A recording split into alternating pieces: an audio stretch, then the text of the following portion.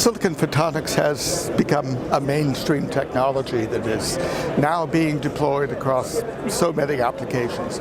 It started in the data center, and today it's about, well, exotic things like quantum computing and things that you and I will use every day, like LiDAR for safety features in our cars, autonomous driving, things of that sort.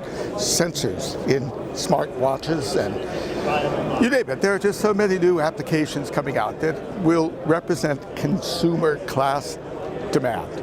So this is going to eclipse the demand we've seen so far in the data center driven silicon photonics market. It's going to eclipse that by about a factor of 1,000, 3 orders of magnitude. So consequently, this industry has needed technologies for manufacturing and test that can scale to achieve that kind of volume. For many things, that means longer travels. Now, you may have seen in our demonstrations over the past few years some groundbreaking technology that performs multiple degree of freedom alignments across multiple inputs and outputs, multiple channels of silicon photonic devices, and does that all in one step. So it's 100 times faster than any other alignment technology that's been available to date. Well, that needs to scale to accommodate the higher demand, to accommodate circuit boards that have photonic devices on them, need to be tested, to accommodate the trays of devices that need to be qualified, tested, and validated. And that's why we have introduced this technology into our long travel stage offering. So here you see a stack of stages, linear motor, air-bearing stages. Last forever. There's nothing to wear, there's no lubricant, no maintenance, and it provides the long travel with also the alignment algorithms built into the controller.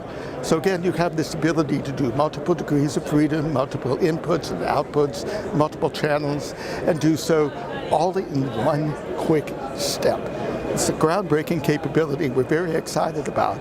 You will see several demonstrations in our booth here at Photonics West that drives home this point, that PI is your partner to scale as silicon photonics becomes mainstream. As an example, I mentioned circuit board test.